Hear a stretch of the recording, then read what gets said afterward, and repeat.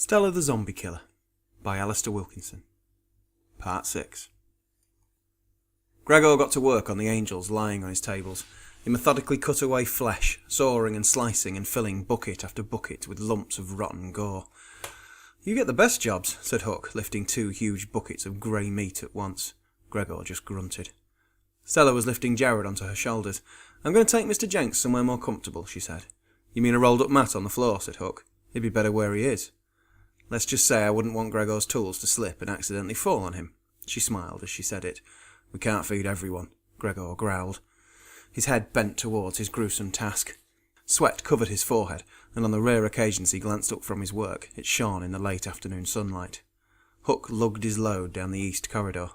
"Remember to check nothing's around before you tip that out," said Stella. "Uh-huh," the big man called over his shoulder. Stella moved north and into the gift shop, converted now to a bedroom of sorts. She had filled the shelves with books scavenged on her various trips into the city. Other than that, there was a sleeping mat and a chair. Patterned throws hung at the windows and the door, which she closed, plunging the room into a gloomy shade. Not much, but it was the closest thing she had to a private space. She didn't know why she brought Jared in here. If he was awake, he certainly wouldn't be welcome. She sighed as she laid him down on her mat. "Sleep well, Mr. Jenks." She settled in the chair and grabbed a book from the shelves and clicked on her reading lamp. The Road by Cormac McCarthy. A little bit of non-fiction, she said to herself, and settled to read. Stella jerked awake. Someone was standing over her. She lashed out with her fist, connecting with someone's jaw. The figure yelped and fell over. Stella was up and out of the chair and standing over him in an instant, ready to press her attack. Jared covered his head with his arms. I'm sorry, he said. Stella stopped, reached her hand down to him. "It's okay," she said, with never a thought of an apology. "I should warn you, I don't like to be woken up. If you ever need to do it again, you should do it from a distance."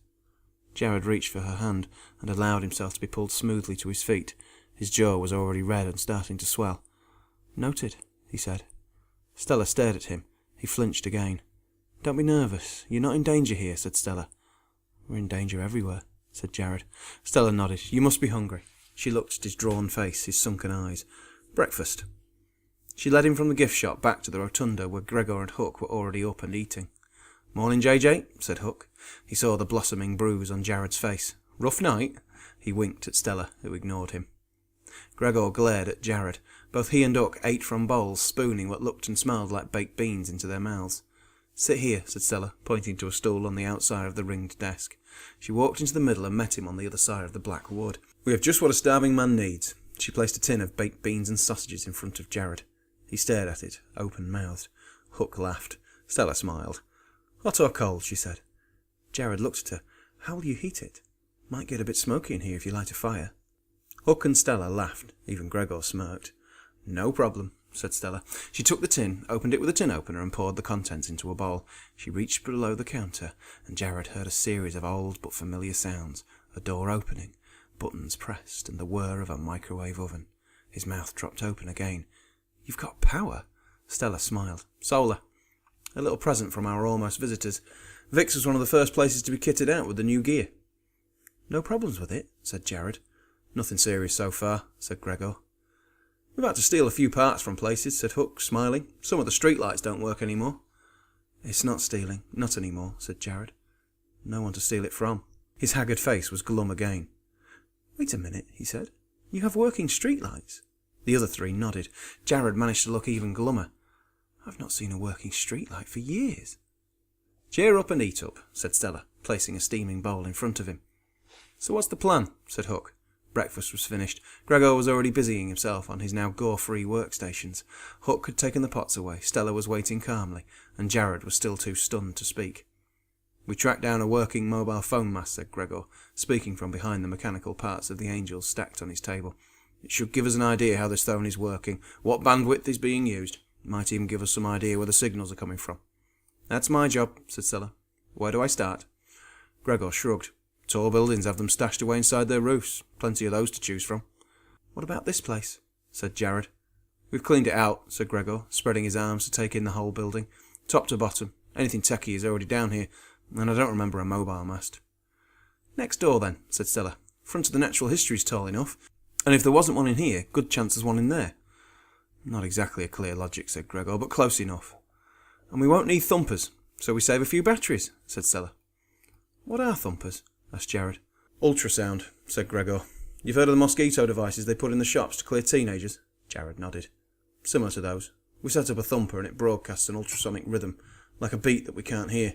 Sends the zombies crazy, they can't get enough. Drawn to it like moths to a flame. Why call it a thumper? Said Jared. Because it thumps into their ears and brains. Duh, duh, duh, said Hook, banging the desk. That's where all the dads are, said Jared. The other three nodded. Zombie catnip, said Hook. Is that what you call them? Said Stella. Dads? Yeah. Not very imaginative. Spot on, though, she replied. She turned to Hook. I'm going to take this one alone, okay? Not a problem, he replied. I never was one for sneaking about. And the garden needs a bit of TLC.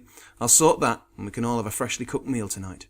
Jared stared from one to the other, bemused. It's not like this where I came from. Before she left the safety of Vic's, Stella went upstairs to check the streets. She leant over a harpoon launcher to look out of the arched windows onto the street outside. The trees on the other side of the road were overgrown, unchecked. Stella could barely see the red phone box against the rampant green. The Ishmaeli building stood silent and empty, its windows still covered in the filthy fallout from the crash. Ignoring it all, she checked for zombies. The streets were mostly clear. Just a few shufflers, dead, she corrected herself, on the road, but that was to be expected. A handful always drifted once the thumpers' signals were cut. Satisfied, she moved swiftly down the stairs, through the rotunda, past the cloakrooms and out of the door, closing it softly behind her. One of the dead sensed her immediately. How some of them seemed to be aware, while others spent days walking into a glass wall like fat, drunken flies, she had never figured out. She touched the sheathed knife strapped to her leg. A weapon wasn't always best. A sword was too big, a club too cumbersome, but the tanto, a Japanese dagger with a 12-inch blade, was small enough to fit between hip and knee so as not to obstruct movement. She knew that not taking it on her last outing was a sign of something. She didn't want to think what. Glancing down at the blade, she smiled. It was from one of Vic's displays when they had first arrived after the crash. Stella had looked after it well, cleaning and sharpening it almost daily. From across the street, the dead stumbled towards her, its initial jerky movements lying to give it the illusion of speed. Stella knew that it would be a minute before it made it to her position. She decided to ignore it and headed for the Natural History Museum. The front doors, almost hidden amongst the wild trees and shrubs that grew out of control in front of the museum, were at the top of 3 short flights of handrailed steps. They were barricaded. Over a year ago, she and Hook had made sure that anything inside couldn't get outside to come bother them. So, she said to herself, when you closed the door before the horses bolted, how'd you get back in? She stood and stared at the 2 enormous towers that flanked the main entrance. If they were masts, they would surely be at the top of these towers. There were huge arched windows at the bottom of each tower, which she could easily break, but she hesitated, knowing that that would leave a permanent hole in the front of the museum, a permanent hole that could leak deads. She didn't fancy clearing the whole building. Maybe that's a job for Hook, she said aloud. She sighed and allowed her shoulders to slump. What to do, what to do. Her hand moved quickly to the tanto as she whirled around, and the blade was out of its sheath and into the top of the dead's head in the blink of an eye. It was the same one that had seen her leaving Vic's. Stella stared at it for the brief second that it stayed upright, the tip of her blade poked beneath its chin, blood dripping from the end. She looked closer at its face. Its eyes never changed. None of them ever did. Dead before, dead now, nothing left. There was no release, no soul. She gripped the handle and pulled as it fell. The knife came free. The dead's raggedy clothes were used to wipe the tanto clean before it was replaced in its sheath. Well, Hook could use the exercise, she said to the limp corpse. She walked forward and with one massive boot kicked a metal strut holding the handrail, stooped for the rail, twisted and snapped it away from the strut, and stalked towards the window on the right. I think I'll go through the arched window today, she said as she raised the bar high. She brought it down, sword-like, through the glass, shattering the entire 2.5-metre pane. Once the glass had stopped falling and the appalling noise had settled, she looked through into the room beyond. 3 deads were already shuffling their way towards the broken remains of the frame. "Hi, honeys, I'm home," she said, as she leapt through the gap. Thanks for listening. Don't forget to subscribe, and you can be the first one to hear Part 7.